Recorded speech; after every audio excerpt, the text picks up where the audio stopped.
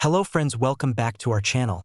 In this video we are going to see part 2 of What if Deku was raised by Knull, the god of symbiotes? So watch till end, and I request you to check out the author of this story. Name of this story is The Venom Inside by legionnaireblaze and The Redeemer 1995. All details in description. Do check out and leave kudos. Let's jump right into video. Izuku, who was now sporting a much less fluffy hairstyle that, as Venom put it, made him look much less like a walking piece of broccoli, in that it was now a bit shorter and combed back, held in place with a bit of hair gel, making him look marginally more handsome, as the barber who had done his haircut told him, combined with his school uniform, consisting of a black suit with a black undershirt, a red tie, black dress shoes, and his fold-up walking cane, made the young teenager seem far more dapper than he would under normal circumstances, was making his way through the streets of the city, trying to formulate a plan on how to clear Venom's name. In all honesty, I think that Trigger-enhanced Thug's actual cause of death was likely from an overdose on Trigger, Izuku told the symbiote inside him. The trick is going to be getting the evidence that proves that to be the case, especially since the HPSC is pushing the narrative that we killed him in cold blood. This HPSC, they're your government, right? Venom asked from inside Izuku's mind.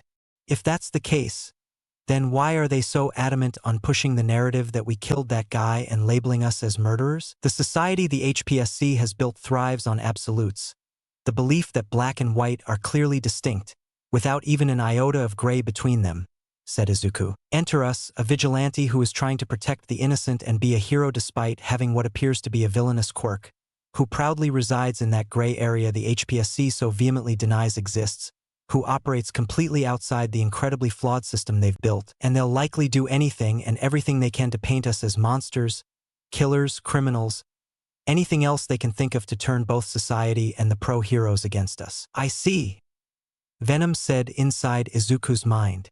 So, in that case, we'll need a way to keep them off our backs, if only for a short time. Exactly, and that's why I'm thinking that dealing with a scandal caused by it being revealed that they manipulated a coroner to establish a false cause of death and frame us for murder should work out quite nicely for those purposes, said Izuku. If all goes as planned tonight, we should be able to get the information to the proper sources in time for the morning news tomorrow. Or we could suit up and go now, make it in time for the evening news, Venom said inside Izuku's mind. No, that's not the best idea, said Izuku. Most of the pro-heroes operate in broad daylight, where they can show off in front of God and everybody.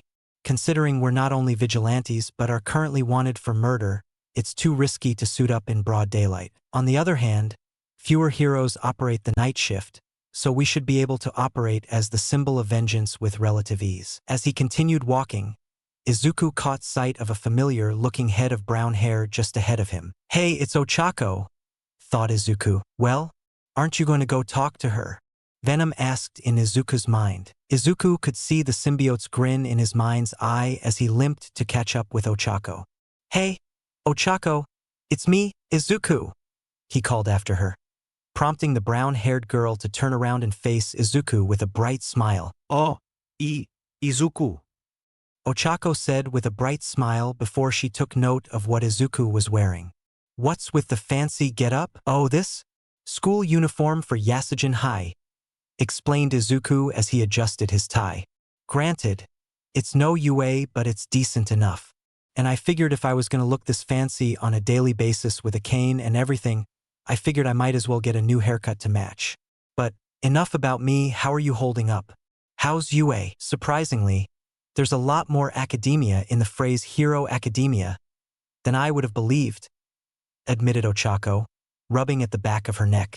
We're supposed to be heading down to the unplanned simulation joint in a few days to get a taste of a different type of hero work. And honestly, it cannot come soon enough. The news about that monstrous vigilante Venom showing up and forcing All Might to retreat has quite a few members of my class worked up. Oh, is that so? Asked Izuku, a small smile on his face as he felt no shortage of satisfaction in the fact that, despite not being a student there, he was still the talk of the UA campus. Say, you want to go grab some coffee? I'd love to hear more about how things are going with you at UA High School. Maybe get to know you a little better. Ochako froze, a small blush forming on her face as she thought about what Izuku just said. Admittedly, She wanted to learn more about Izuku as well, especially considering the fact that he actually tried to do the UA entrance exam without a quirk. Plus, there was something about him that she found intriguing, not to mention the fact that he was actually kind of attractive. What was she thinking? After a few moments, Ochako smiled. Sure. Lead the way, she said. A short while later, an outdoor cafe. Izuku, with an extra-large to-go cup of hot chocolate in his hand, and Ochako, a cappuccino in her to-go cup, were sitting at one of the cafe tables, making small talk. The majority of the conversation was about quirks, and Izuku went into one of his typical muttering storms, which Ochako found cute. Truth be told, if she didn't know any better, she would have thought his quirk was some sort of analysis quirk, or a quirk that granted him an intelligence and intellect to rival even the UA principal. So, Ochako said as she took a sip of her coffee, we've talked about quirks, so who's your favorite pro hero? I mean, you obviously have one, given the lengths you went through to try to make it into UA. A dark look crossed Izuku's face. I don't have one.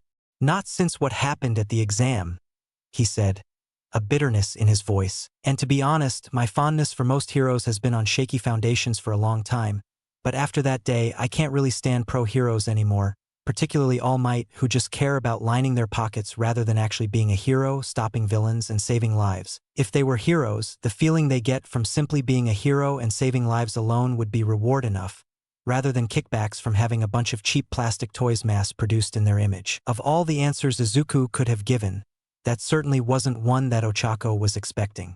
I don't really understand. The pro heroes are people doing a job. Tell me, Ochako, what does a person do when they're not on the clock? Asked Izuku. Ochako's expression became confused. They go home, have dinner, go about their own business, go to sleep and get up the next morning to do it all over again, she said with uncertainty. And do people like that ever do their work off the clock when there's no reason to? You have a very bleak outlook, Izuku. I have this outlook for a very good reason, Ochako. Do you mind if I tell you the story of one of my first friends growing up? No, go ahead. Thank you. My friend's name was Inoichi. For the longest time it seemed like he was quirkless, like I am. But then when he finally decided to stand up to our bullies, his quirk came in. Congratulations, he must have been very happy. Did they stop bullying you too? No, they didn't stop, and no, he wasn't happy because his quirk almost killed one of them. Ichi's quirk gave him control over metal, and we were standing next to the school's lockers when it happened. All the lockers rose off the ground or bent at odd angles. Several of their doors flew across the room, and one of them was an inch from taking off our main bully's head. Ochako gasped and held her hands in front of her mouth. After that, he became the school pariah. Izuku continued as his tears started to fall. The insults increased in frequency. They switched out quirkless pig for villain scum, metal monster. They even gave him a villain name, the electromagnetic murderer Magnus. Eventually, it became too much for him to bear, and he took his own life by putting a 1-yen coin through his brain.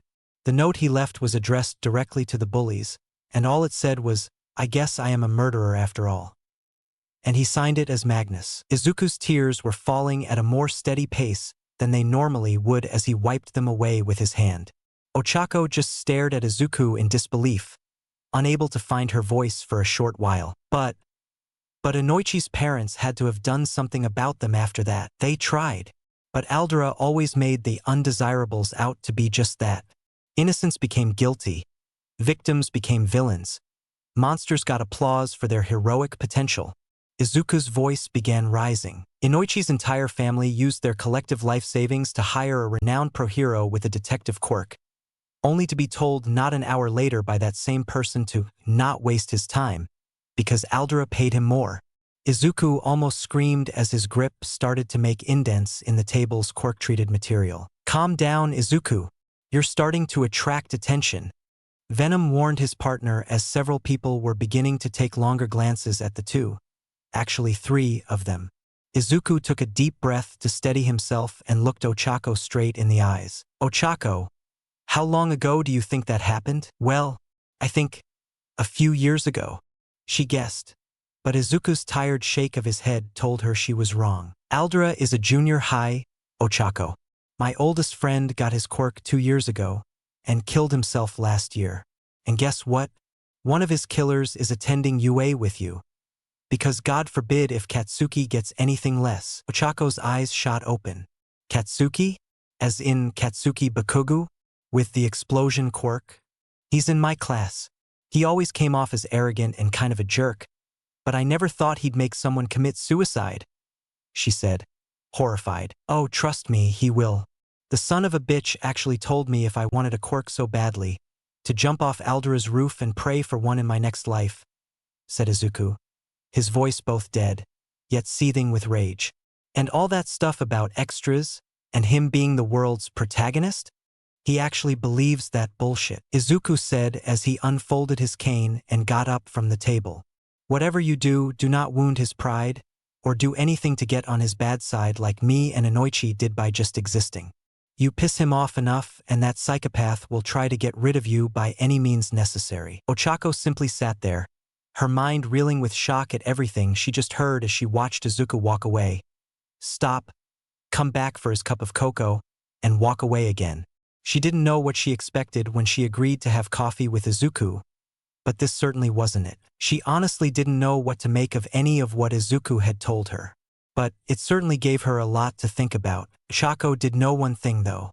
Izuku Midoriya had a truly tortured soul, and was in desperate need of a real friend and a shoulder to cry on.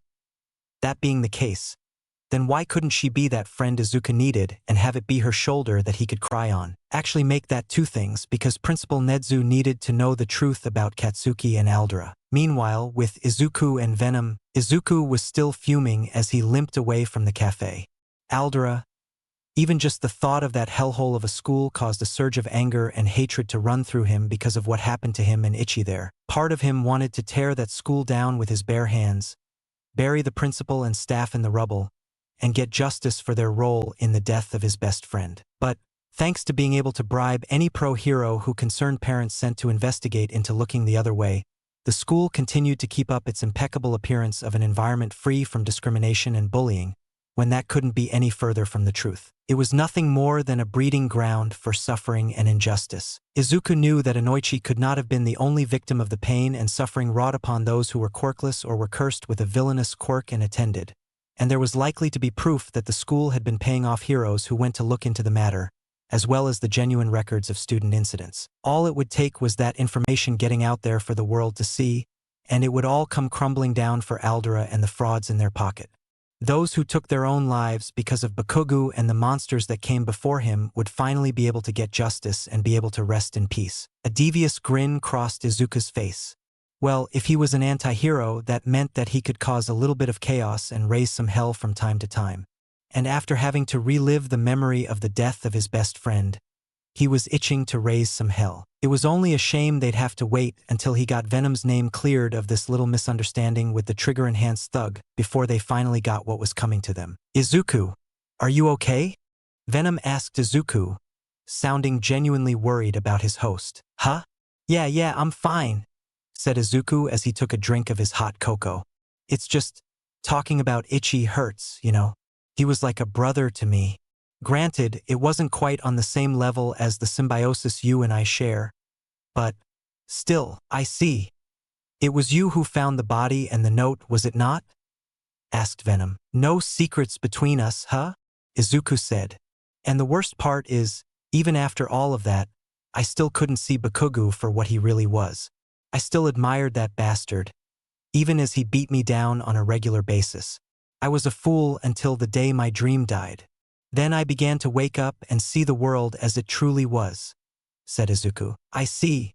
You know, we could go attack Aldera tonight and you can take your revenge, said Venom. It's too much of a risk, especially considering what I just told Ochako. We can't risk her making a connection and figuring out who we are, said Izuku, shaking his head.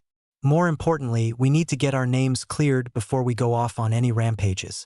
Otherwise, that'll just be proving the HPSC right about us. Business before pleasure, after all, as unfortunate as it may be. I see, good call, said Venom from within Izuku.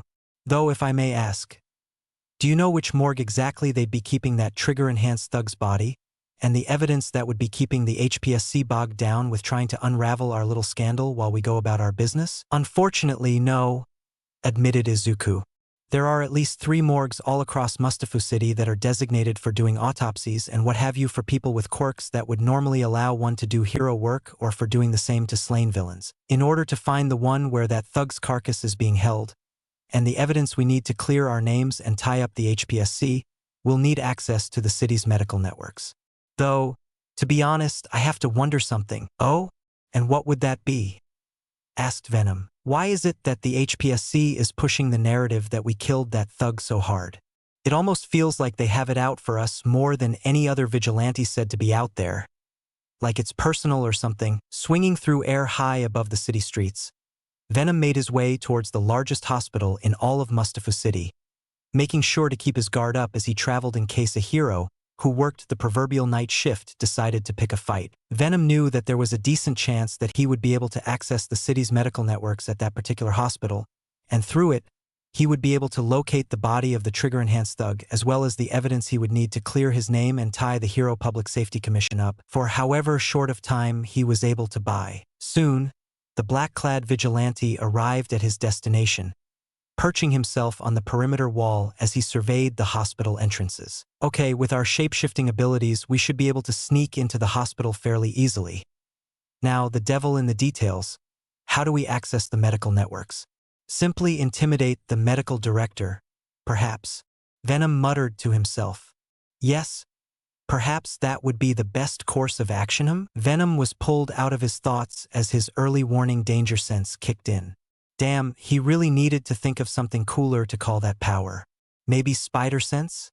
His symbiote did say the ability had come from a race of man-spiders, much like the formula for his black web fluid had, among other highly useful abilities. Sadly, the man-spider's power to generate electricity was not among the abilities that Venom had picked up from his host from that planet, but Izuku could make do. Back to the matter at hand, however, Venom soon realized that a sizable group of people had gathered at the side of the building. Using his camouflage abilities, Venom turned invisible and saw that these people were apparently trying to break into the side entrance of the building, and among them appeared to be 2 or 3 villains from the looks of things, and judging from the containers they had, they didn't look like they were going to do anything especially horrible like destroy the hospital. No, they looked like they were going to steal something. Odd. Venom thought to himself as he leaned closer at the group. Why would villains want to break into a hospital looking to actually steal something? Still, the distraction caused by the chaos of the villains and their minions' little heist could prove useful for allowing us to take a look at the medical networks undisturbed. Once we have what we need from them, we can take out the villains and their flunkies and make our escape with the data we need. A grin forming on his unseen face, Venom quietly joined the group of thugs just as they popped the lock on the door and began to storm inside the hospital, making a beeline for cold storage? Weird, thought Venom as he followed the thieves into the cold storage. Upon arriving, Venom soon realized that the thieves were, for some unknown reason, stealing human brains that were clearly intended for brain transplant procedures. Venom, you didn't hire these guys while I was sleeping last night, did you? Because I don't exactly have a lot of money to be blowing on brain heists, or heists at all. Plus, we're anti-heroes, not villains, Izuku thought from within Venom. What? No, of course not, the symbiote said within Izuku's mind. Although, there might be something else that we need to worry about sooner or later. Oh? And what would that be? Asked Izuku. Never mind, I can't be certain if it is what I think it is, Venom replied to his host and partner. In any case, we should head up to the medical director's office and get the data we're after, and then deal with these punks. Okay, if you say so, replied Izuku. And with that, Venom made his way out of cold storage, sneaking past the security guards who were more than likely about to have a bad night thanks to the villains, and made his way to the director's office, the door of which was left ajar. Upon entering the room, Venom's concealed grin grew even wider at the sight of the director's computer, which had apparently been abandoned, with the director still logged into it. Thank you, Lady Luck. Venom and Izuku thought simultaneously as he became visible, made his way over to the computer and took a seat, and soon found that not only were the medical networks pulled up, but so was a web page for lonelyloser.com, the crappy online dating website. Ugh, some people, whatever happened to just growing a backbone and asking someone out, worked out nicely for us when we asked Ochako out for coffee. Ugh. Focus, Venom. Focus. Venom growled to himself as he began his search for the trigger-enhanced thug. It took a while, but eventually the black-clad being found what he was looking for, a John Doe with a muscle-enhancing quirk that had been enhanced far more than it was supposed to through illicit means, and was apparently murdered by a vigilante. Apparently the autopsy was done at a morgue on the far side of the city that just so happened to be under the oversight of the Hero Public Safety Commission. Unfortunately, that was all the information that Venom could find. Okay, got what we came for, now we just have to take care of those villains that are stealing brains. Venom and Izuku thought to themselves as he closed out of the medical networks, turned invisible, and began to sneak his way back down to the cold storage. Only to find that the villains had already been defeated, that there were large piles of sand all over the place, and that he was currently standing in one such pile of sand. Oh no! Thought Venom mere moments before what felt like a sack of bricks slammed into his face, sending him flying through a nearby wall and out into the street, causing several cars to swerve out of the way and end up in a bit of a pile-up as he became visible again and flipped through the air to land sliding onto his feet as the source of the attack revealed itself. It was a young man a couple years older than Izuku with short brown hair wearing a green striped sweatshirt, khakis and brown loafers, whose right arm was currently reverting from a giant, stone-hard fist made of sand back into a regular hand. And who's this guy? Venom asked his host. I think he might be the Sandman hero, Desert, son of the Sand Hero Snatch and his quirkless wife, hence the epitaph.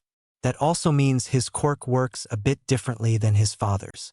On top of that, he's fresh out of U.A, so he doesn't actually have a ranking yet on the pro hero charts, explained Izuku from within Venom. Desert, meanwhile, spoke loudly as he approached Venom, a triumphant look on his face. The HPSC was right about you. I knew you were nothing more than a villain who was just deluding himself into thinking he was a hero. And now, here's the proof. Breaking into a hospital with a group of known villains and wanted criminals to steal human brains for some ungodly reason. Well, that answers that question. Clearly this guy bought the bullshit the HPSC has been lying down. Izuku said bitterly from within Venom as the black-clad monster stood up and roared at the hero. Shows what you know, sand for brains. Venom said aloud. For starters, we're on a strict chocolate diet, and for another thing, we were here to stop the villains and criminals, not help them. The black-clad being lied easily.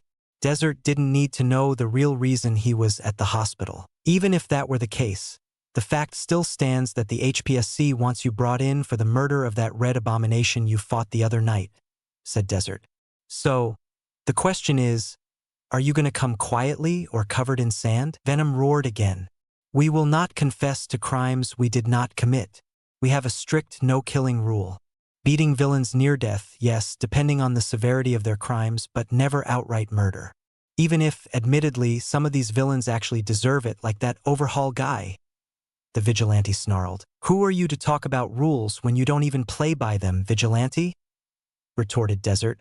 In any case, it seems like you've chosen face punch, so let's dance. And on that note, Desert launched himself in a whirl of sand at Venom as his fist grew in size and landed square on the vigilante's chest, sending him flying through another wall. Ow!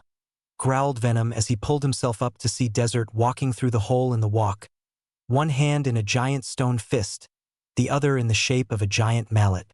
Acting quickly, Venom threw a solid punch at Desert, which landed firmly on his head, scattering the sand it was composed of before quickly reforming. Missed? Desert said nonchalantly before Venom tried once again to strike him in the head, only for the sand it was composed of to once again be scattered, only to quickly reform. Missed again. With a furious roar, Venom attempted to punch Desert in the stomach, only for his fist to sail right through the Sandman hero's stomach, and promptly become stuck thanks to the rest of the sand that composed his torso. Oh, said Venom before he was sent flying through the far wall and out into the street on the other side of the building before slamming into a parked car and coming to a stop. Ugh! Groaned Venom as he pulled himself out of the car. Okay, so brute force is out of the question, which means we'll have to get crafty, and we'll need to do it quickly before Sandy over there gets himself some reinforcements. Okay, let me think, Izuku said from within Venom. Got it. His body is made up entirely of sand, right? So all we'll need to do is sprinkle a little water on him and he'll solidify and he'll be out for the count, but we'll need to be careful about how much water we use, otherwise we could risk dissolving and killing him, or turning him into some kind of mud monster. A fire hydrant should do the trick. Quickly spotting a nearby fire hydrant, Venom leapt over to it and waited for Desert to follow him out of the building.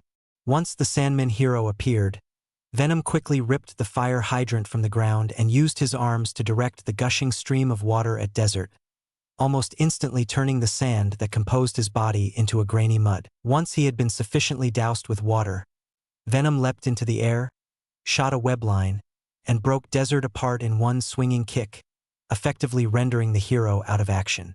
However, movements that Desert's shattered body was making in trying to pull himself back together were a clear indication that he was still alive. Venom gave a triumphant roar of victory before leaping into the air again, firing a web line, and swinging away from the scene, just as other heroes arrived on the scene. "So, how'd you know that'd work on Desert without killing him?" Venom asked his host. "Well, you see, I heard about an accident he had during the UA Sports Festival a few years back. When he won, his teammates dumped the water cooler on him, and his body started turning to mud and began falling apart. It was a complete mess. But once the mud dried, Desert was able to piece himself back together. He even regrew the parts of him that fell off.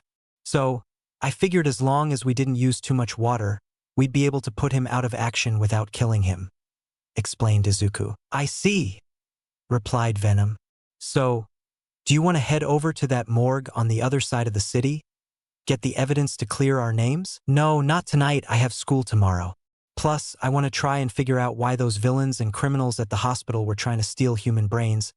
But I get the feeling you know more about this than you let on," Izuku said. "And like I said, I'm sure it's nothing. I mean, I do have a suspicion, but I highly doubt there's any merit to it.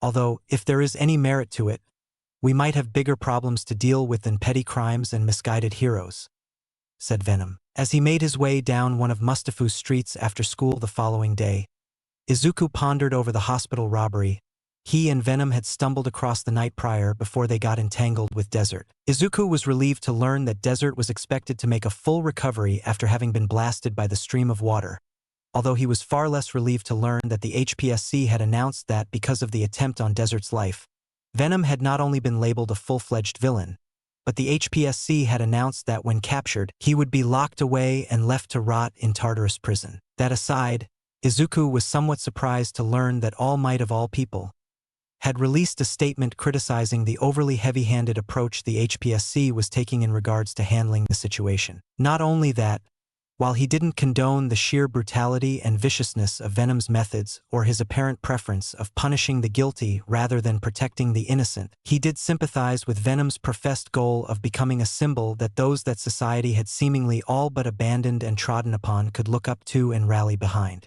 However, despite this surprise, it did little to restore Izuku's faith in his fallen idol. He had been burned too many times by people he once looked up to be won over that easily. Either way, with the HPSC labeling Venom as a villain, it was more important than ever for Izuku and his symbiote ally to acquire the evidence that proved the HPSC had lied about the trigger-enhanced thug's death.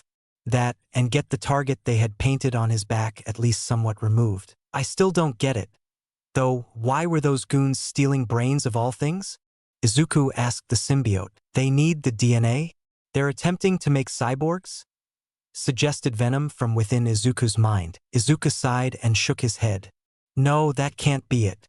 Only Island would be capable of pulling off something like that. That, and they wouldn't hire a bunch of villains and thugs to steal them. It would be easier to just flat out buy a stockpile of brains. Besides, last I heard, David Shield and his daughter were working on an instantaneous transportation device of some kind. I think it had something to do with the multiverse or something, I don't know. He let out a long sigh. I guess we can figure the whole brain heist thing out later. Right now we need to scope out that morgue and figure out how to get in there and get the evidence to clear our names. We could do that, or we could work on expanding your social circle, replied Venom, making Izuku look across the street to see none other than Ochako Uraraka walking down the opposite sidewalk. She was chatting away with what looked like a trio of other girls that Izuku could only assume were her friends. Oh, come on, Venom, we shouldn't bother Ochako. She's hanging out with her friends from UA, replied Izuku. Izuku, if you're gonna win the heart of the fair Ochako Uraraka, You're gonna need to meet and leave a good impression on her friends. Don't bother lying and saying you don't have those kinds of feelings for her. You know there are no secrets between us. I know you have a crush on her, a small, yet constantly growing and evolving crush, but a crush nonetheless. Venom told his host, causing Izuku to sigh again, his face slightly red before shaking his head. All right? You made your point? Izuku grumbled before making his way across the street. Hey, Ochako! Ochako and her friends turned to see Izuku hobbling his way toward them. Oh, hey Izuku! She happily replied while waving at him. So, this is the guy you were telling us about, Karo? A girl with long dark sea green hair and what seemed to be a frog mutation quirk instantly asked.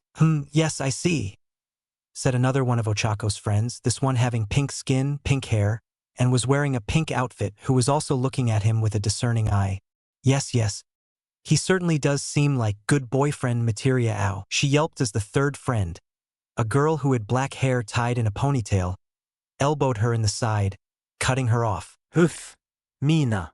He doesn't need to be getting the wrong idea, the third friend whispered before adding, even if it is totally accurate, under her breath. Izuku, who had heard none of what had just been said, smiled brightly as he reached Ochako and her friends.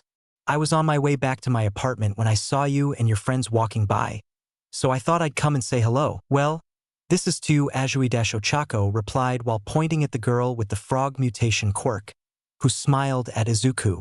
Mina Ashido-Ochako continued as she turned to the pink-haired and skinned girl, who was rubbing her side where the third girl had elbowed her as she smiled at Izuku. And Momo Yayazoru, Ochako finished. Ochako has told us quite a bit about you, Izuku. I can see why you would want to become a hero badly enough that you would attempt to take the UA entrance exam despite being quirkless.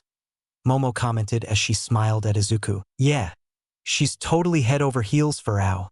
Mina started only to get another elbow to the side, this time from Ochako. Huff, Mina. Not now, hissed Ochako, who had a small blush on her face before she glanced back at Izuku, who was raising his eyebrow in response. Sorry about Mina. She's really into romance, even though I keep telling her that you and I are just friends. Hey, I'm flattered, Izuku responded while sheepishly rubbing the back of his neck. Say, you girls want to go hang out someplace and chat a bit? I'd love to get to know you all a bit better. I know this great cafe near here. Best French fries in the city if you ask me. Mina, Momo, and Tsuyu all turned to Ochako at that, and unless he was very much mistaken, devious grins on their faces appeared as they all subtly nodded their heads, silently telling her to say yes. Ochako's face was now as red as a tomato as she replied, Sure. We'd love to hang out with you, Izuku. Great, Izuku responded as he spun around. If you'll follow me then. Mixed Diner. 45 minutes later, Momo, Tsuyu, Mina, and Ochako had to admit these were some pretty good fries, an opinion that was shared by Venom. Izuku, for his part, was surprised to see the old man he'd run into while he was cleaning the beach prior to the entrance exam working here as a short-order cook.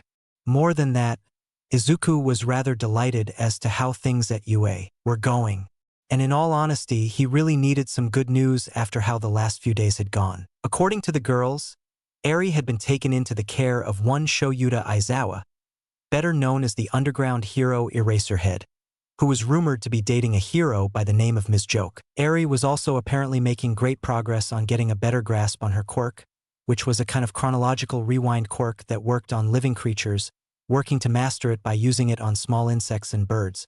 However, when she used her quirk, the horn on her head shrunk down, only to grow again as more of her power built up. Principal Nedzu and the rest of the UA staff think that when and if Eri gets full mastery of her quirk, she could be the greatest recovery hero of her generation. Degenerative diseases could become ancient history, cancer, crippling paralysis, all nothing but bad memories. If nothing else, her quirk could buy those suffering from such afflictions more time until they can figure out what's causing the disease and cure it permanently. Recovery Girl was practically over the moon when she realized the restorative potential of Eri's quirk. Momo told Izuku, "That's nothing compared to how doting both Sir Knight I and his intern Mirio are." Mina added, "I think if Mr. Aizawa hadn't volunteered to take care of Eri, Sir Knight I definitely would have taken her in himself." and Mirio's practically become Eri's big brother. Sir Night Eye is a teacher at UA? Izuku asked. I thought he and All Might had some kind of falling out. No, Ochako shook her head. But apparently the guy who imprisoned and experimented on Eri was a key figure in a big investigation Sir Night Eye and Mirio are conducting. So he came to talk to her to see if she could tell him anything that might help his investigation. And, after that he took a liking to her. But really, who wouldn't take a liking to Eri? She's so adorable. Perhaps we should pay a visit to UA at some point. Check and see how little Eri is doing among the heroes for ourselves. Venom commented within Izuku's mind. Agreed. Seems like Nedzu and the staff are putting the cart before the horse by assuming that Eri wants to become a recovery hero, or even a hero at all, thought Izuku with a mild bitterness. Then again, Nedzu isn't exactly a human, so maybe we should cut him some slack. Oh Izuku, I should probably tell you this before I forget. Ochako chimed in with a serious expression on her face. I told my friends and Principal Nedzu about what you told me about your friend Bakugu and Aldera. An unreadable look crossed Izuku's face as he focused back on her. And what did your friends have to say about what I told you? He quietly asked before turning to Tsuyu, Mina, and Momo. Well, for one thing, you seem like every bit as great of a guy as she said who doesn't deserve all the crap that life and that explosive asshole has put you through. For starters, that is, Karo. Tsuyu started. And that the rest of our friends are really interested in meeting you sometime, added Mina. One of our friends used to be Bakugu's best friend, and when he found out what he did to your friend and to you, he ended his friendship with Bakugu on the spot. In fact, I think no one wants to be Bakugu's friend. Not after what Ochako told us. Momo finished. A grateful smile spread across Izuku's face. Thanks for that. Truly, he nodded. But, what about Nedzu? What did he have to say about Aldera and Bakugu's true colors? Unfortunately, there's not much to be done on that front, Ochako sighed. While Nedzu did say that he believed me, and by extension you, unfortunately, there's not much he can do without hard proof. Sounds like another item for our to-do list. Once we expose the HPSC's lies about us. Venom growled. Indeed, Izuku thought before he spoke aloud. You know, call me crazy, but I have a hunch that evidence Nedzu needs to bring that hellhole of a school crumbling down will show up before long. He then pulled out his phone before saying, well, I have to meet up with my mom, so it was nice meeting you all, but I gotta go. And with that, Izuku left his payment on the table before standing up and departing the restaurant. All four girls watching him go. Yeah, Ochako, you were right. He really does seem like he needs a real friend really badly. Karo? Tsuyu commented with a slight frown on her face. I just hope we and the rest of our little squad can provide the support he needs and help restore his faith in the good of this world. Though I suspect it won't be easy, not with everything he's been through because of his quirklessness and Bakugu's. I'm not even sure it can be called bullying. I think it's more along the lines of torture. And he went through that for 10 years straight. And I thought Shudo was a mess from what his dad put him through. Momo added. Well, if anyone can fix Shudo, it's you, Momo. Just like Ochako is the one with the best chance to fix Izuku. Mina giggled. Ochako, for her part, chose to say nothing, as she was troubled by what Izuku had said before he left. I have a hunch that evidence Nedzu needs to bring that hellhole of a school crumbling down will show up before long. Izuku, you're gonna do something dangerous, aren't you? Ochako mentally said. Above Mustafu Streets later that night, as Venom swung above the Mustafu Streets, Izuku was formulating a plan for exposing Aldera and Bakugu for who and what they truly were. He likely couldn't do it as either Venom or Izuku, as the latter would likely get him arrested for breaking and entering, while the former would probably cause other problems for him to deal with. So what to do? I'll figure that out later, Izuku mentally decided. Right now, I gotta figure out how to get inside that morgue and get the evidence we need to dash. Izuku was pulled out of his thoughts when his symbiote sense, as he had decided to call it, went off mere moments before a blast of black, blue, and whitish energy struck Venom in the side. Yo! He yelped as the air was knocked out of him, sending him crashing into the streets below. Venom let out a groan at this, only to suddenly have his wrists bound by some kind of support device. Venom then pulled his head up, only to see a man who looked like a living photonegative with short hair clad in a business suit that was no doubt modified with additional protections despite it appearing completely normal. In his left hand was a baton that seemed to resemble a highly ornamental sword, but if Izuku knew his heroes right, which he was proud to say he did, it wasn't actually a sword. Oh great! It's the photonegative hero number 18 on the Japanese pro hero charts, Mr. Inverter. In addition to those energy blasts, his quirk allows him to invert people, Izuku mentally grumbled. What do you mean, invert people? Venom asked his host. I mean that he has the ability to flip around people's perception of right and wrong through prolonged physical contact, so good becomes bad, and bad becomes good, Izuku replied. Seriously? A quirk like that and he's only the number 18 hero? How is he not number 1?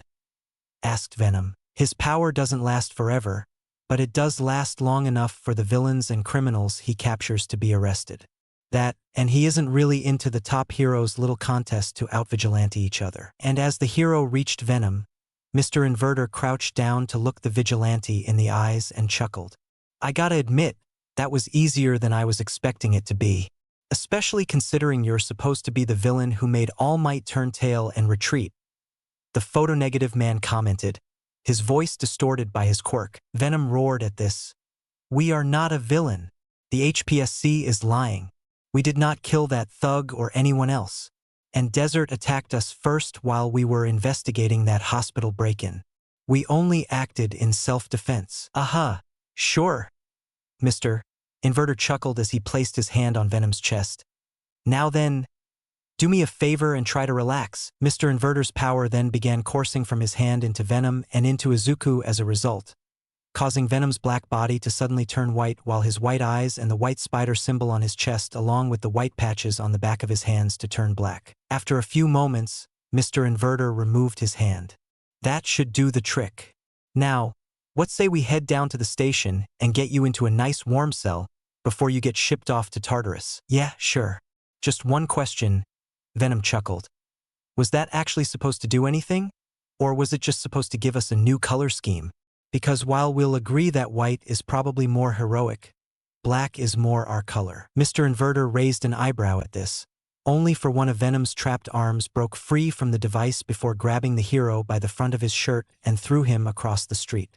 The following crash caused the hero to drop his sword-like baton as Venom's other arm broke free of its restraint. He then pulled himself up off the concrete as the photonegative hero got up as well. What is this? You should be consumed by guilt over your crimes. Why didn't my quirk work?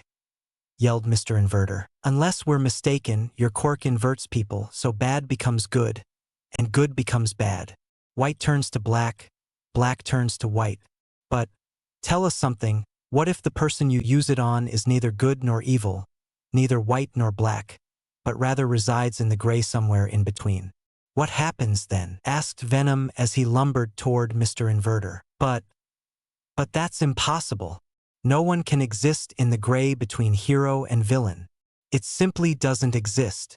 Mr. Inverter yelped before firing a blast of energy at Venom, the blow knocking the vigilante back and into a wall, leaving a large crater. That's what the distorted society built by the HPSC wants you and the rest of this world to believe. Venom growled as he quickly began to pull himself out of the wall.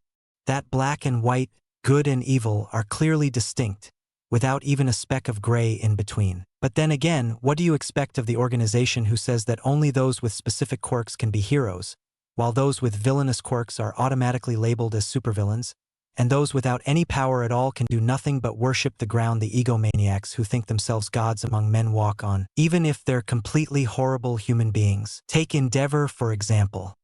He endangers more people in his fights against villains alone, as opposed to the people he saves, to say nothing of what we've heard of his parenting and family man skills, and yet he still has people who idolize him as the number 2 hero. This society has been distorted and twisted from what it should be, where quirks and powers are everything, and who the people with those powers are as human beings means nothing. And it is our new purpose in life to take it back kicking and screaming back to the realm of decency and common sense, so no one else has to suffer for daring to reach for the impossible as we did.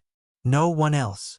Venom roared as he shot his arm out at Mr. Inverter, instantly grabbing him and gluing him to a wall.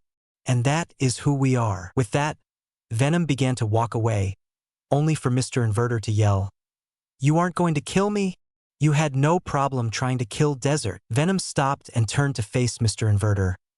"We told you before, we're not murderers. Our mother did not raise a supervillain. Our father might have for all we know, but he left us a long time ago. Mom thinks she can hide it from us, but we're not idiots. Besides, you were just doing your job as a hero, trying to take down a wanted villain." Venom said while using air quotes before his body changed back to its regular color scheme in a puff of blue, black, and whitish energy. "Ah, that's more like it.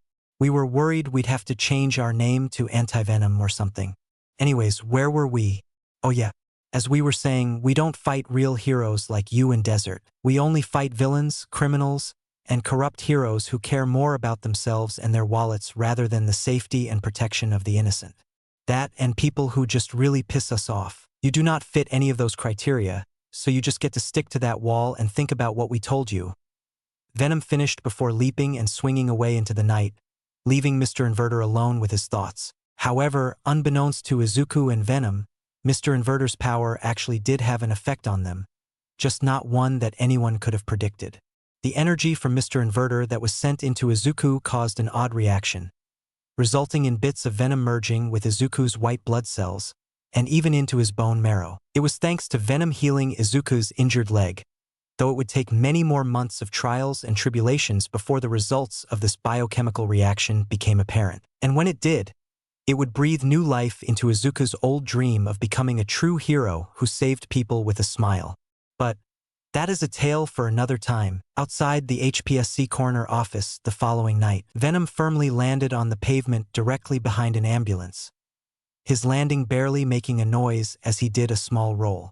Turning invisible a second later, he peeked out from behind the vehicle before quietly making his way over to the front entrance. There, he latched himself onto the wall directly above the door, only to start waiting. He had scoped out the morgue after school that day, and he had a pretty solid idea on how to get past the entrance security and get into the building. Namely, he had to rely on improvisation to get the evidence he needed to clear his name. The vigilante had only one thing on his mind: expose the HPSC for their lies about him, and any other heroes or vigilantes that may have cropped up. Granted, he doubted that was the case as far as the rumored hero killer was concerned. Admittedly, this hero killer thing was something he would have to look into later, once he had checked some items off his to-do list, like checking on how Eri was holding up at UA among the heroes and in Eraserhead's care. He supposed he could do that tomorrow, as apparently he didn't have school for the rest of the week.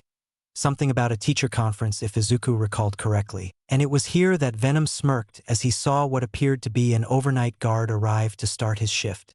"Game on," he thought as the guard walked up and scanned his employee ID on the reader. The doors swung open, Venom quickly following inside as he made his way up to the ceiling before crawling over the metal detectors. Venom couldn't help but smirk and shake his unseen head. Really? Nothing to detect someone using an invisibility quirk? Or anything above the other security measures? It was almost like they were practically inviting him in to expose their lies. "Now then, which way do you figure the room where they do the autopsies and store the bodies is?"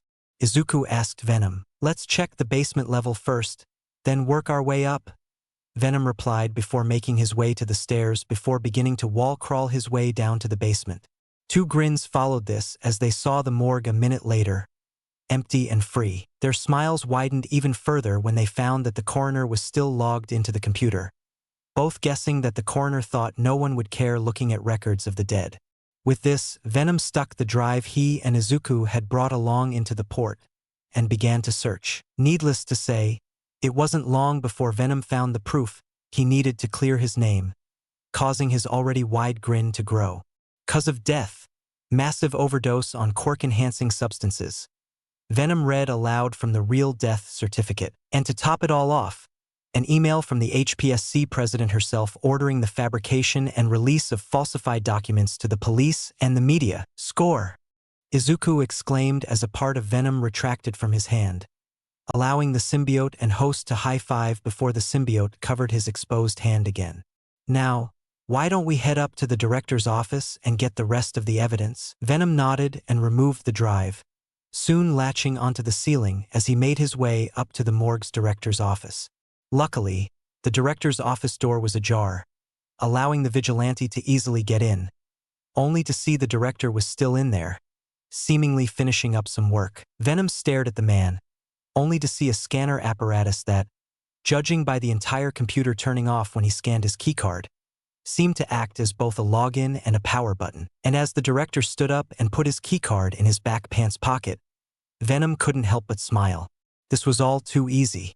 With a single cloaked tendril, Venom plucked the keycard from the director's back pocket and waited for 5 minutes before lowering himself onto the floor. Scanning the keycard a second later, the computer turned on and Venom plugged in the drive again.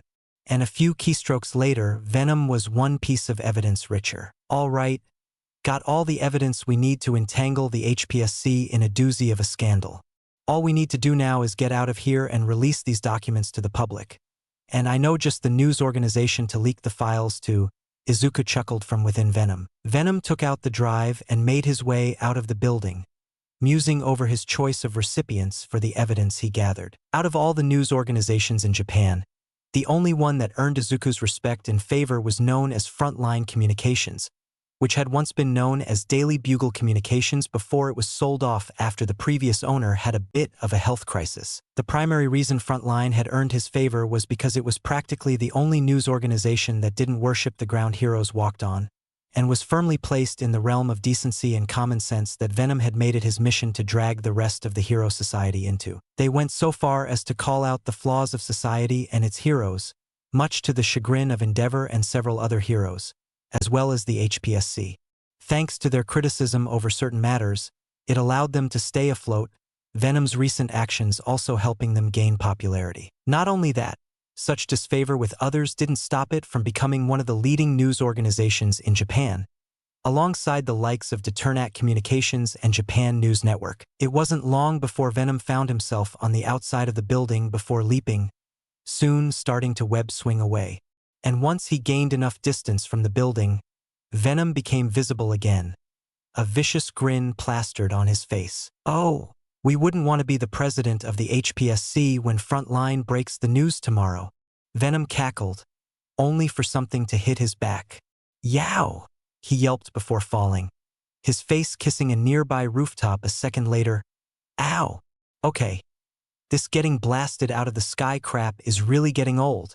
Who is it this time? A smug-sounding chuckle answered Venom's question before its owner landed on the building. Oh no, not that asshole! Spat Izuku from within Venom as the vigilante stood up. Before the duo was none other than the number 2 ranked hero on the Japanese charts, Enji Todoroki aka Endeavor, who was standing across from Venom with a smug smirk on his face. Oh, I'd hoped I'd be the one to catch you. Finally, a chance to one-up All Might by bringing down a villain who actually made him turn tail and run away. This'll do wonders for my reputation. I can almost taste that big fat paycheck and the closed distance between me and the number 1 slot. Endeavor laughed, his voice dripping with smugness. Venom let out a long growl. And here we go with the damn pissing contest between you and All Might. Pretty sure All Might left the bathroom at this point. Tell us, have you burned your eyes out with your quirk? Venom snarled. Haven't you noticed that the number of All Might sightings has been ever so steadily dropping ever since he fought Toxic Chainsaw a while back? His 4-decade-long time in the sun is almost over, and soon it'll be your turn. All you need to do is wait for All Might's age to finally finish catching up to him, maintain your number 2 ranking, and maybe be a decent father for a change and raise your kids to succeed you as the number 1 hero rather than a dying king who's already on his way out. Endeavor just let out a scoff at this. Been talking to people in tinfoil hats and reading supermarket tabloids. Have you? Not that a villain like you has any right to tell me how to go about making my way to the top, much less how to raise my family. Is that so? We'd probably do a better job of it than you. Though, by the time we're done, you'll have all the time in the world to work on that. What's that supposed to mean? The hero hissed back. Venom chuckled as his signature grin began to appear. Oh, nothing much. Just that we happen to have a little something that might snuff that flame of yours out for good. Would you care to take a guess how many innocent people got a Viking funeral from fires caused by your villain fights? Or would you prefer something easier like how many innocents required extensive surgery from injuries sustained from those fights? All bought and paid for by the Hero Public Safety Commission, with quite a bit of hush money from them on top.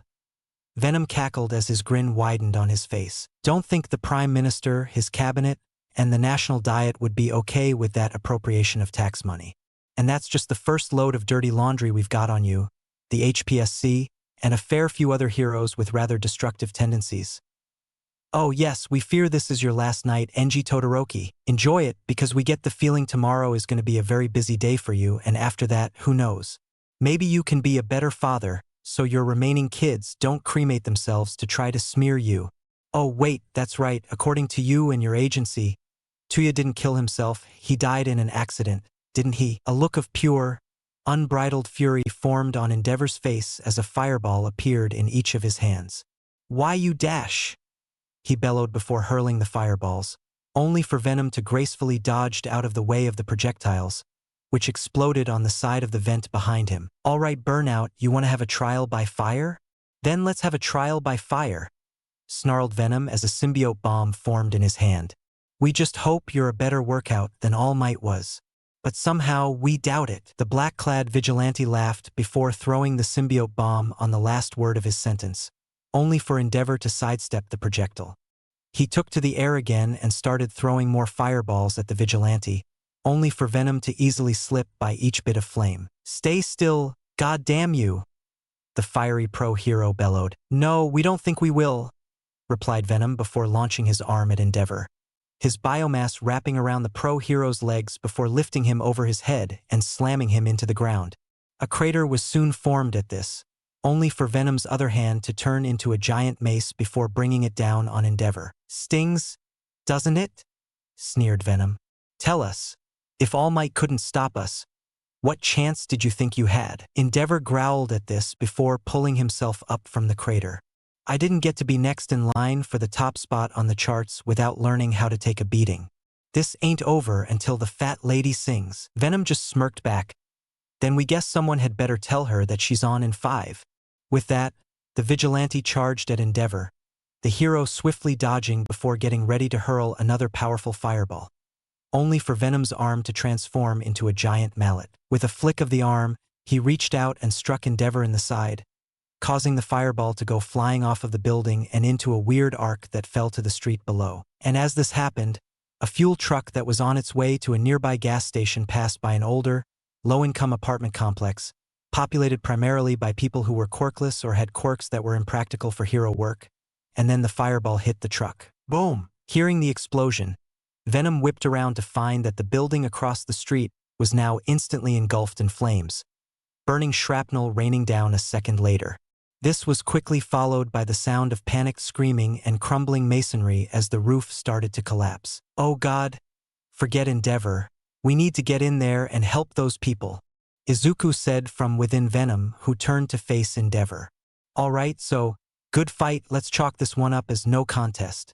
Because right now we got better things to do than punch each other in the face. We'll play with you some other time when people's lives aren't in danger.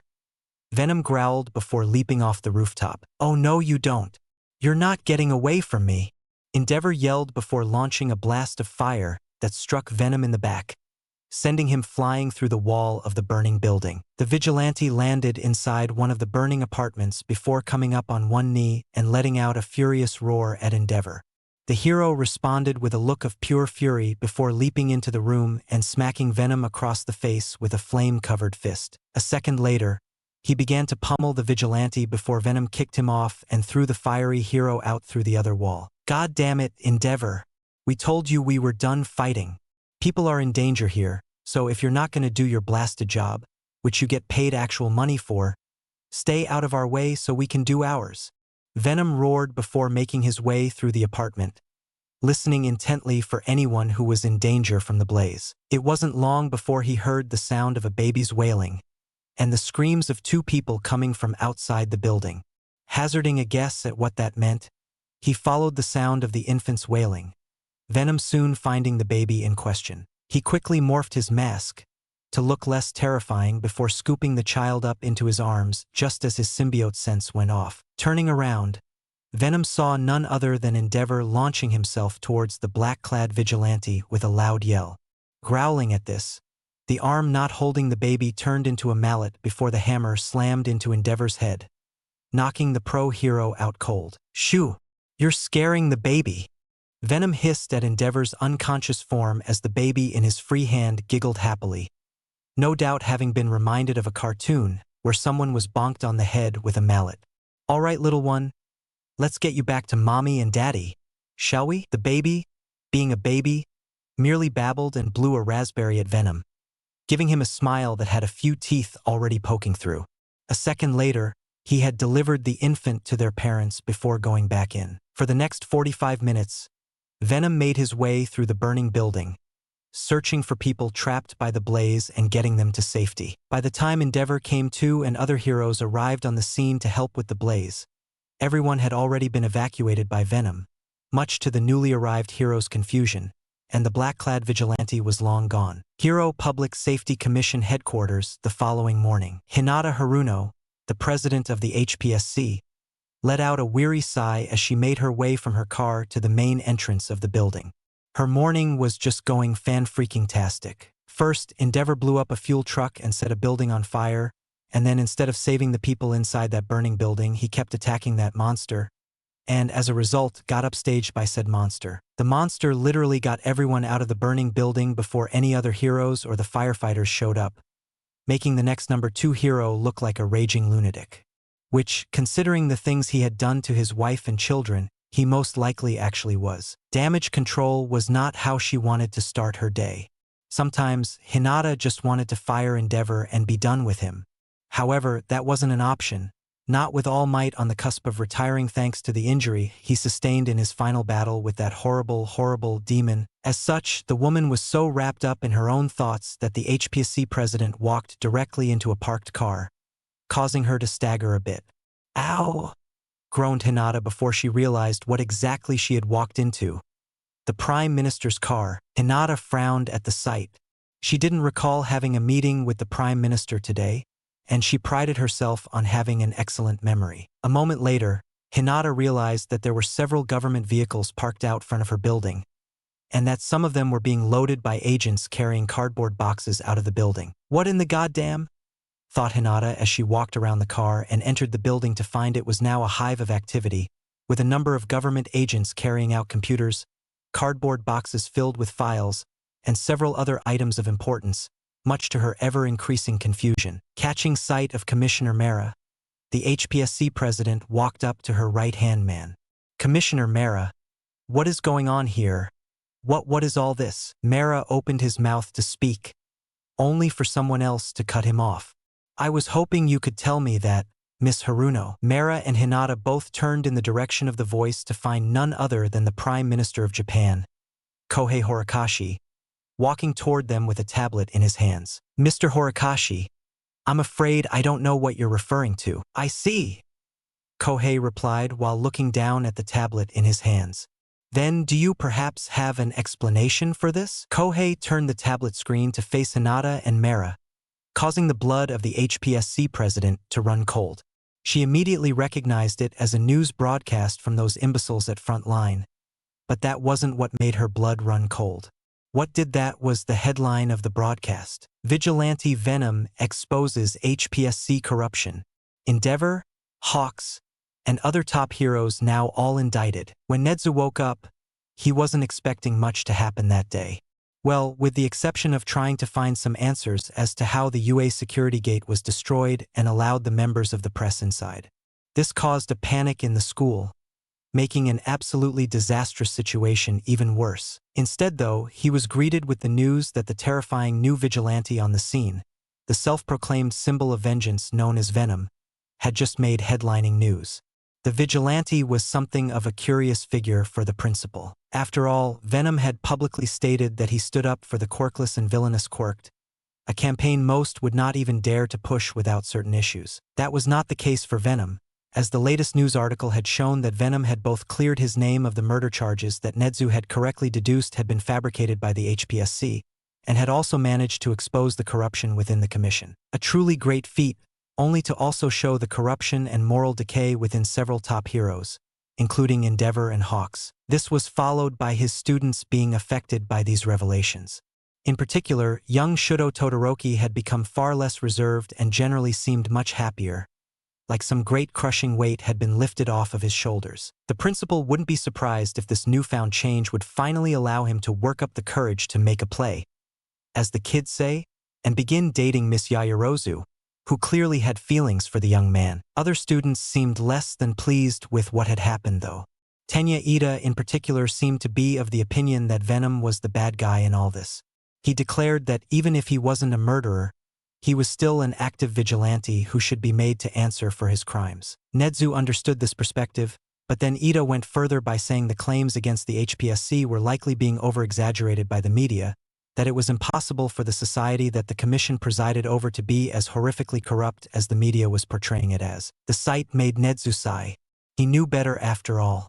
He knew that hero society was not without its flaws, especially with such awful human beings becoming top heroes while the quirkless or those with impractical quirks being treated as something less than human beings. Their futures were also being so severely limited, the Midoriya boy that young Uraraka had spoken to him about being a prime example. Oh, how he desperately wanted to make Aldra Jr. high burn for what they did to the boy among others, including young Bakugu. The teen was, from his perspective, just as much of a victim as the Midoriya boy, having been strung along into thinking that bullying the weak was a good quality for a hero to have. That kind of mindset had to be taught, something that made things truly terrifying for any future heroes from that middle school. However, the principal didn't have any concrete evidence, which meant there was nothing he could do. Regardless, Venom, while he seemed like he had the best of intentions, and Nezu personally wanted to invite the creature to UA. For the finest tea, a handshake, a heartfelt thanks for exposing the corruption of the HPSC, and to see if he could talk him into becoming a hero course student, had made some serious moves that had the potential to destabilize the very foundations of society as they knew it. Not only that, he had ruined the careers of several top heroes, including Endeavor and Hawks, and there needed to be a discussion about what to do about the vigilante. As such, he called a meeting at UA, the principal filling up a conference room in the middle of the school day. In attendance was All Might in his skinny form, Midnight, Detective Neo Mesa from the MPD, Ectoplasm, and Eraserhead, while the rest of the teachers were dealing with the students. I'm not entirely sure trying to get Venom to become a hero is a good idea in the long run, Eraserhead commented as he stared at a folder, the papers inside going over the various events involving the vigilante.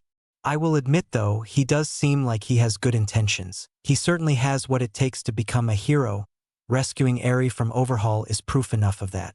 However, the fact remains that we know nothing about him. Heck, there's nothing but theories on his quirk, and he's committed a full list of crimes. I disagree, Midnight chimed in, a firm look on her face. I mean, have you seen him? He looks every bit the part of a villain, and he certainly has the skills and the quirk to be a very deadly villain if he wanted to. But that's the thing. He doesn't want to be a villain. He wants to be someone that the people he believes the HPSC and the heroes of society have failed can believe in, someone to look up to. So he turned to vigilantism. She shined a small smile at this. If that's not hero material, what is? Her gaze went to her boss. Nezu's right. I think Venom has more than proven he's real hero material, and deserves the chance to become one legally. Let's not forget how intelligent he is underneath that bulk, Toshinori added. He knew exactly how to turn my Texas smash to his advantage, and he even claimed to know how I think. He's clearly a talented analyst and tactician. Indeed, seeing how he handled that overdose thug before you confronted him, he clearly knows how to form a strategy and a plan of attack, outside of his plan being attack.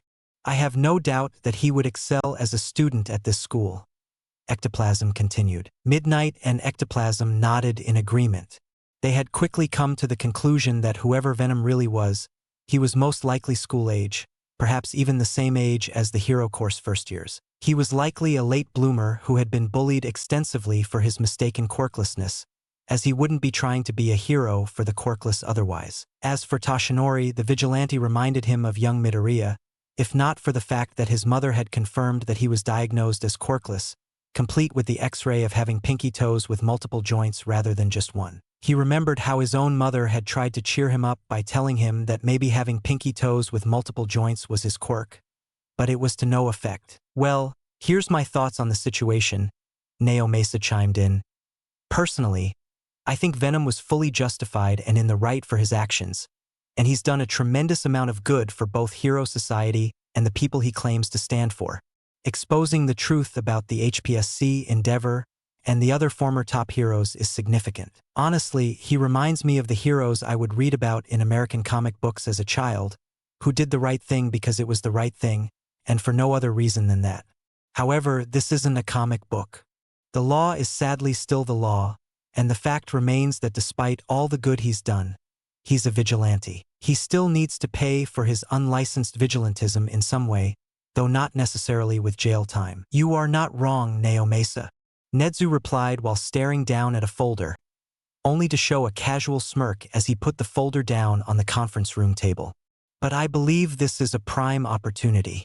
This is the best time to go and find Venom, offer him a chance to become a legitimate hero provided he plays by the rules, and go from there." "And what do we do if he turns us down?" asked Ectoplasm, the group all turning to the hero. Frowns soon followed this, realizing that was a legitimate question in this mess. Nedzu, however, just took a sip of his tea before he gave his response. "Then, as much of a shame as it is, we must take him down and bring him in to answer for his vigilantism." In the halls of UA's hero department, Shudo Todoroki, a young man with what seemed to be a scar on the left side of his face and hair that was white on the right side and red on the side with the scar, was currently smiling from ear to ear. He couldn't help it. Thanks to that incredible vigilante known as Venom, his father Enji Todoroki aka Endeavor had been fired as a hero. Not only that, he was being investigated for his crimes against his own family, including child abuse against his siblings, assaulting Shudo's mother, the death of his older brother Tuya, and for the cherry on top, he was being sued for literally everything he had. And after everything his father had put Shudo, his mother, and siblings through, anything the authorities needed from him to put his father away for good, he would be more than happy to provide. Thanks to Venom, for the first time that he could honestly remember, he felt free. Like he was finally free of his father, free to forge his own path as a hero rather than the one his father had laid out for him. He was free from the curse and the pressure of being known as Shudo Todoroki, the fourth son of Endeavor, and finally able to be known as simply Shudo Todoroki, hero student. Those he had been fortunate enough to call his friends had also seen the change in his demeanor, and they were more than happy to see it.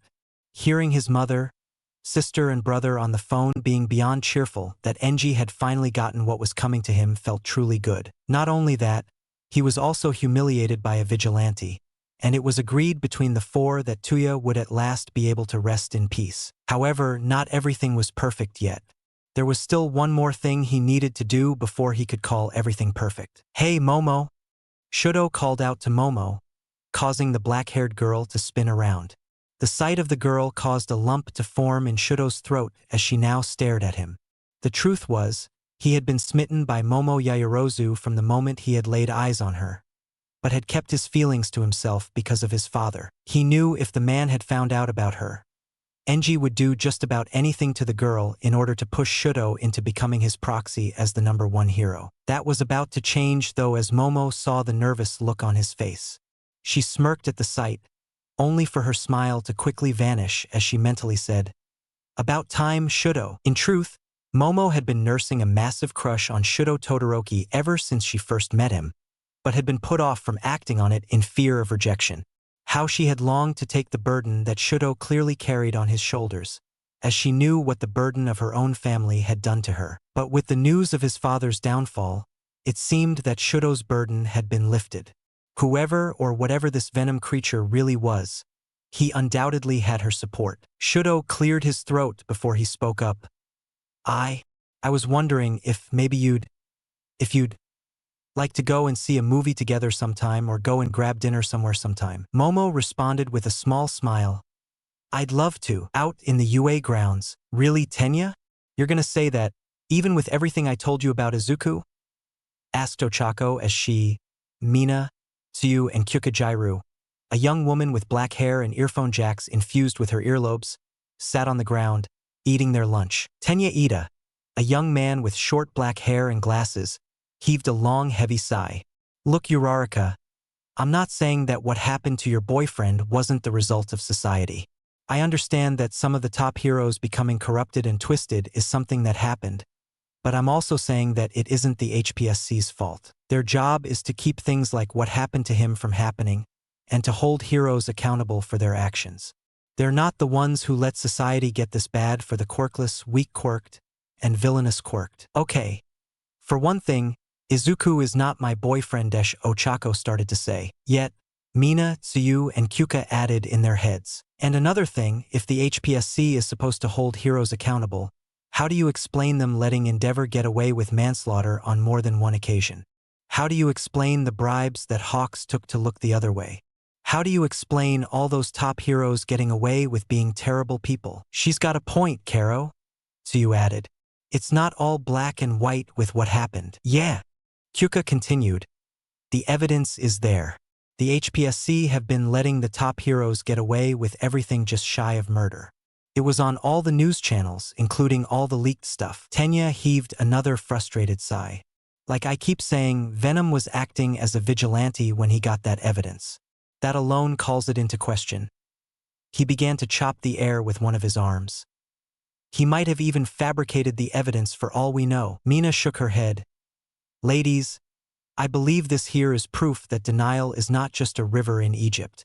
This was followed with Ochako, Tsuyu, and Kyuka laughing, much to Tenya's annoyance. Look, Venom is trying to destabilize the country with this drama to make it easy pickings for villains. Can you not see that?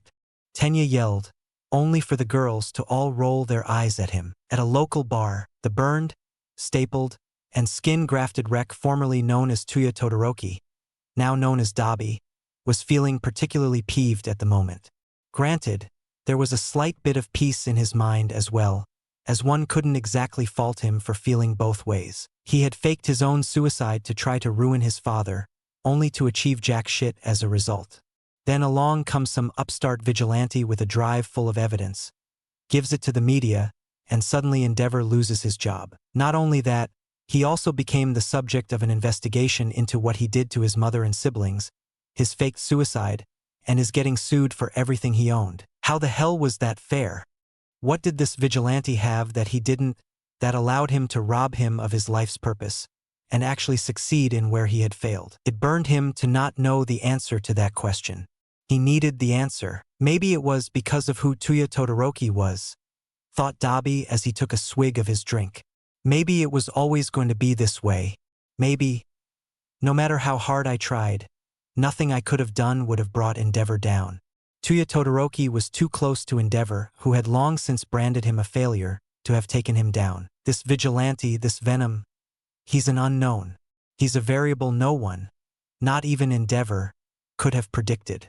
Maybe there's something to this whole vigilante thing.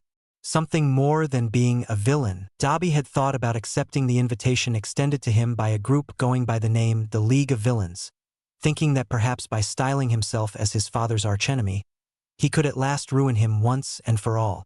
But Venom, a vigilante, had changed that. Venom had succeeded where he had failed. That meant he needed a new method to humiliate his father. And Venom was showing him the answer. Could vigilantism work? Heck, I could show I'm a better hero than Endeavor ever was if I did that. He thought as he took another drink. Would that work? I mean, it could let me get back to Mom. And the others. Though being a big brother after all this time seems crazy. Though he would deny it until the day he died for real, the part of Dabi that was still Tuya Todoroki couldn't help but think that notion would be nice. At an undisclosed location, the hero killer known as Stain was feeling conflicted by the recent news that had dropped. He didn't like feeling conflicted. Emerging from seemingly nowhere, the vigilante known as Venom had fought and forced All Might to flee from him. That alone would have put Venom on his hit list, except he had absolutely nothing to work from. Well, apart from the fact that he was apparently a murderer. So, he decided that he would wait until more information about Venom became available. Then just this morning, he had learned that Venom had leaked evidence to frontline communications that exposed corruption in the HPSC, as well as exposed the dirty laundry of several top heroes, destroying their careers in a single stroke. Venom may not have killed those heroes, but with their lives completely ruined, they were as good as dead, especially once Stain got his hands on them. The hero killer couldn't contain his satisfaction or his laughter. Regardless, Venom standing with him became complex as a result of this news. The black-clad creature clearly despised just how obsessed people were with these false heroes who existed only to serve themselves. It was something Stain agreed with, as heroes were supposed to protect and help others for no other reason than it was the right thing to do. And now Venom had unmasked several of those frauds for who they truly were, and even the HPSC had been revealed as corrupt, which likely meant that a number of people who had been set up to take falls for the HPSC were likely being released from prison. And as thought went through his head, Stain made his decision. He needed to learn more about Venom, and the only way he could do that was to go to Mustafu and observe Venom in action. Besides, he needed to head there anyway so he could have a chat with Endeavor. At the Toga residence, Himiko Toga, a young woman who had a number of bruises and partially healed bite marks on her silky skin, was sitting on the floor of her bedroom.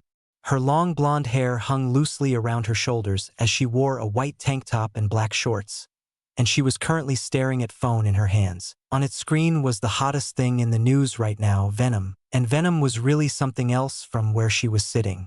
Those muscles, that tongue. It certainly got her hot and bothered under the collar.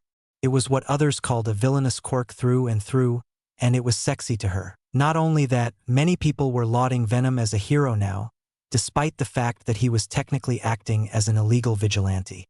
That alone was crazy to the girl. The idea of someone that monstrous-looking could be called a hero. It made her wonder if someone like her, someone with a villainous quirk, could become a real hero like he was, an idol that protected people who cried out for a savior. I wish Venom would come save me and Ashy from our parents. And as that thought entered her mind, the world around her vanished as what she had taken to calling the thirst suddenly came over her full force. That, and a certain sense of desperation that came afterward. The first time she had felt the thirst overwhelm her, she had come to find herself sucking the blood out of her childhood best friend like a leech or vampire. Ever since then, her parents had. Before she could finish her recollection, Himiko spoke. "Soon comes chaos. Chaos soon comes," she said before sinking her fangs into her own arm in the hopes of relieving the thirst. Izuku, clad in a black dress shirt, black sports coat, black belt, black dress pants, and black dress shoes, which were all actually Venom in disguise, couldn't help but smirk as he watched the TV in a cafe while sipping a mug of hot chocolate. His plan to get the HPSC off his back was working out better than he had anticipated. He had planned to entangle the commission in a scandal to keep them preoccupied while he continued his work, but he had never anticipated his exposure of a singular instance of power abuse would turn into a full-blown cascade of corruption. And it happened in a mere 24 hours. It was like the rest of the government had pulled on the thread that he had loosened, only for an unraveling of a whole web of corruption. That, or the government had been doing their own investigation that they had kept silent from the public, and Venom had blown the lid off the whole thing. Funny how things played out sometimes. On top of that, as he anticipated, several top heroes including Endeavor and Hawks had been fired.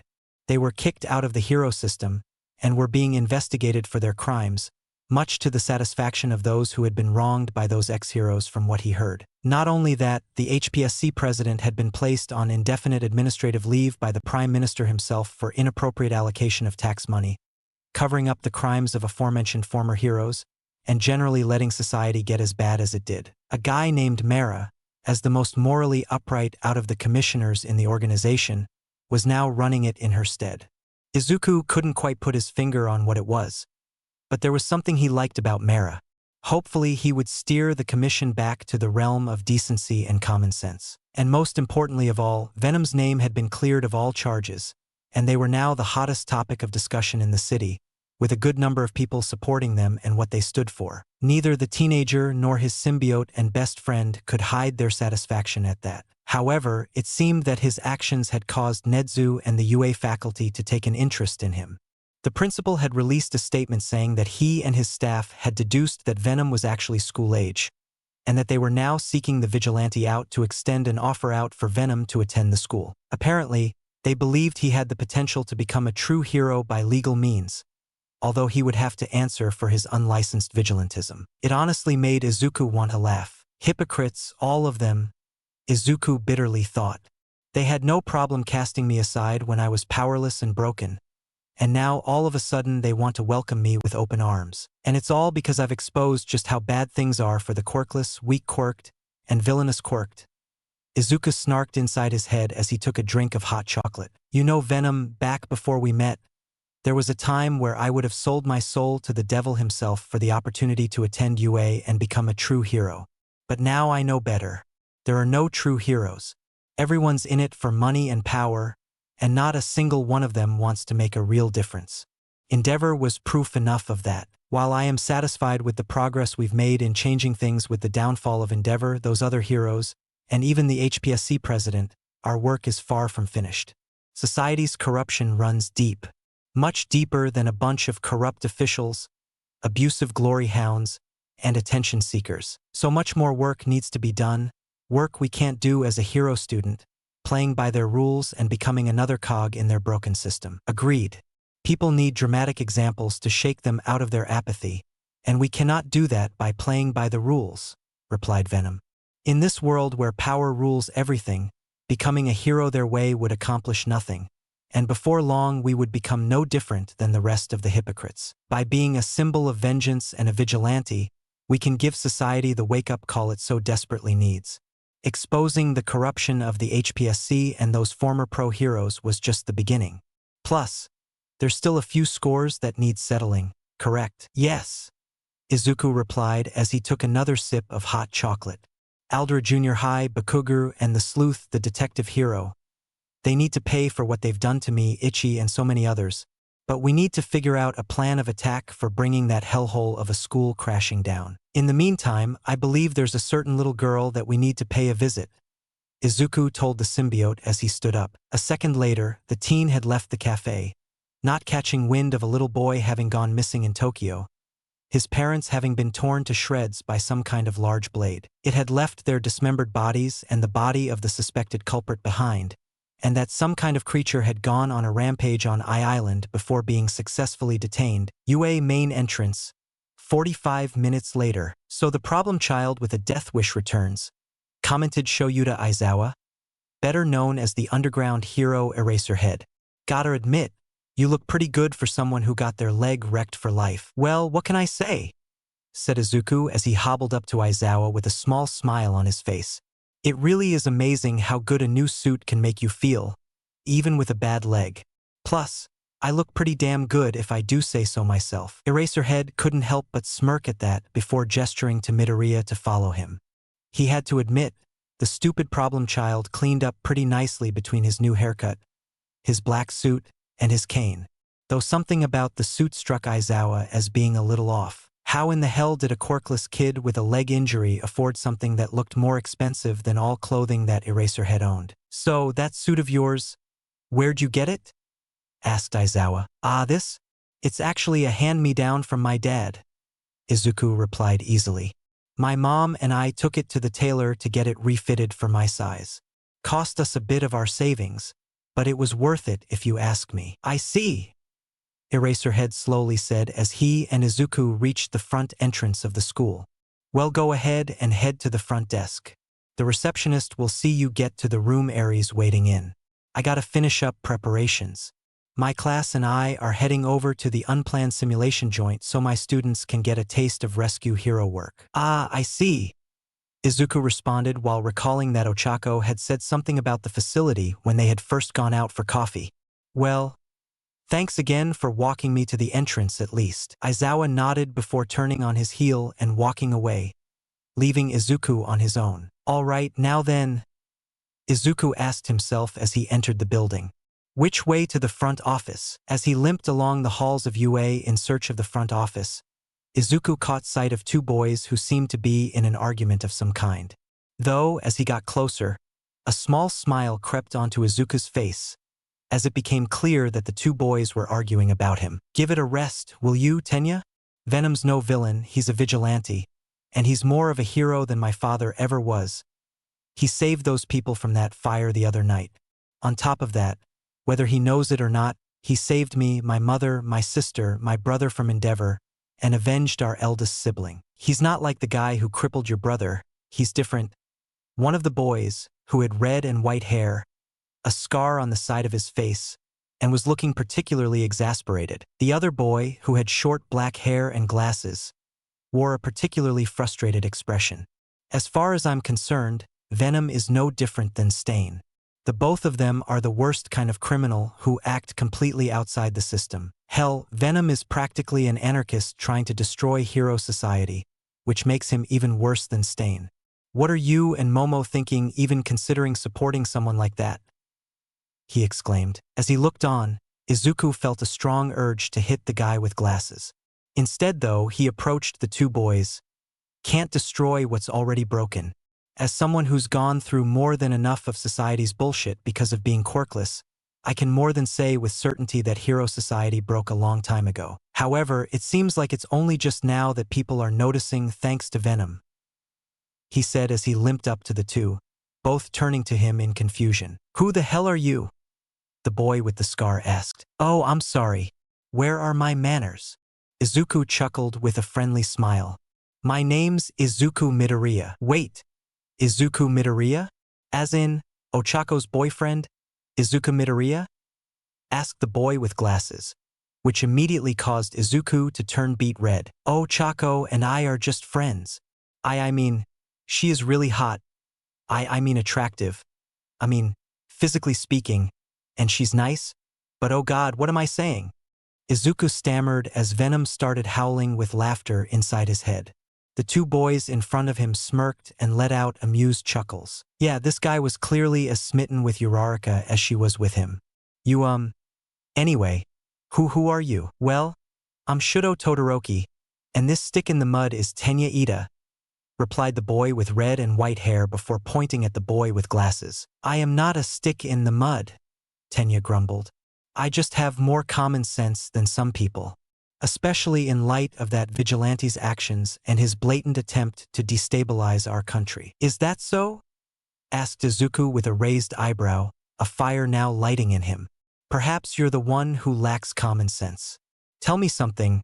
Do you know what the oldest lie in the world is? Izuku shined a small smile at this. It's that power can be innocent, or at least, that it can be innocent 100% of the time. Look at Endeavor. For decades he's been obsessed with proving himself better than All Might at the cost of what should have been his top priority. Perhaps even a higher priority than his job. The sad truth is he would have gotten what he really wanted in the end. It was only just a matter of time, especially with All Might becoming less and less active ever since his fight with Toxic Chainsaw. But instead, he allowed his lust for greater power and status to make him think he was above the law, and now he's been fired as a hero, being investigated for crimes that, if convicted, will see him rot in Tartarus until doomsday, not to mention he's being sued for millions of yen. And then, there's people like Katsuki Bakugu, Izuku continued. He was my best friend when we were snot-nosed little kids. Did you know that? Then his quirk came in and I was diagnosed as quirkless. When that happened, Kachin, who promised to become my partner in fighting against evil and for justice, threw me and everything we ever shared away like trash.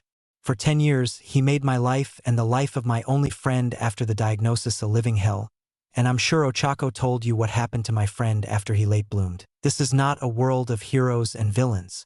This is a world where the strong with the right powers get everything they want handed to them on a silver platter, while the weak are either treated like second-class servants or slaves at best, and those with the wrong powers are pushed into evil or take their own lives because they felt they had no other choice, when all it would have taken for them to live with those powers is one good friend.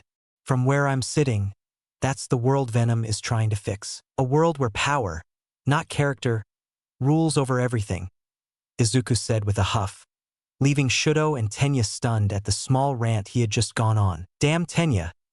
You really got him going, didn't you? Shudo commented. Sorry for what you've been through, man. Ochako was right about you. You really have been through some shit. Indeed she was, Tenya added. I apologize if what I said offended you in some way. No, Imsuri. It's just that this topic gets me a little worked up because of what happened to Ichi. I didn't come here to argue about Venom's goals or your opinions about them, apologized Izuku. Speaking of which, I'm looking for the main office.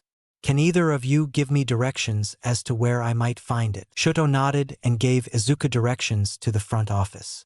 Izuku thanked that dual-colored hair boy and began limping off in the direction he was told to go in, with Shudo watching him go. Shudo had thought that he had been through hell and back thanks to the abuse and borderline torture that his father had subjected to him, his siblings, and his mother, but whereas his suffering had been physical for the most part, Midoriya had suffered far more emotionally. Between having his childhood best friend betray him and then proceed to make his life and the only friend he had left a living hell for 10 years, then having his best friend commit suicide and leave him all alone, on top of suffering at the hands of the staff of his middle school and students who attended there, not to mention having his leg permanently damaged in a desperate attempt to try to make something of himself and prove his worth to the people who had looked down on him.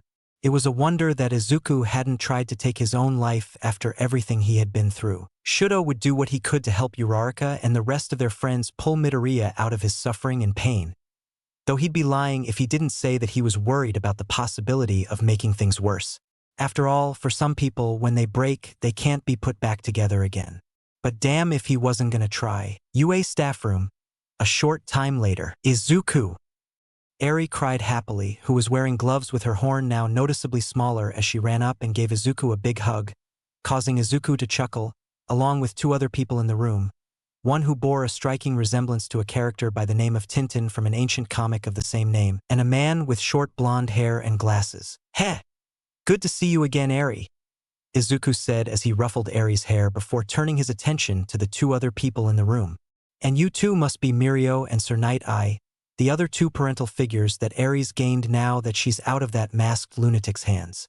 Nice to meet you both, Izuku said as he held out his hand. Same, Mirio, the Tintin-esque person, said as he took Izuku's hand, followed by Tsunade, who merely nodded in greeting. Although for some reason, Tsunade's eyes glazed over for a few moments as he firmly grasped Izuku's hand. Nothing you do will matter, child. I have lived for millennia, and will live for millions more. My will is inevitable.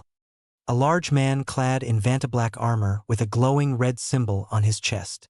A large black sword was clasped in his hand, and dozens of buildings were cut in half around him. Then I guess I'll die braver than most, Izuku said defiantly before the vision changed. You can't run from me forever, Izuku. A tall, blood-red and jet-black person, female judging by her build and the long hair, screamed as she lunged at Izuku with her fang-filled maw opened wide. To think, Himi still loves you as much as I loved him, but now you'll die for taking him from me. Izuku barely dodged out of the way of the creature's attack before a large rock smashed into the chaser. Get away from my man, you bitch! A female voice called out before the vision shifted again. I'm dying, Chaco. There's something wrong with my white blood cells, some kind of mutation. They don't know what it is, but it's affecting me on a genetic level. They don't even know how much time I have left, a slightly older Izuku said, looking as though he was doing everything he could not fall apart emotionally as a girl with brown hair in a bob cut pulled him into a hug, her eyes filled with tears. Tsunade suddenly returned to the present as the vision ended, and his surroundings returned. Izuku frowned at Tsunade in confusion. You okay? Izuku asked the pro-hero. Yes. I'm fine, replied Tsunade. You three have fun. There's business I need to attend to back at the agency. With that, Tsunade took his leave, having more questions than answers about what he had just seen in the green-haired boy and possible vigilante's future. One thing was certain, however. Something big was coming in that boy's future. Something that could potentially be worse than All for One. Problem is, he had absolutely no clue what it was.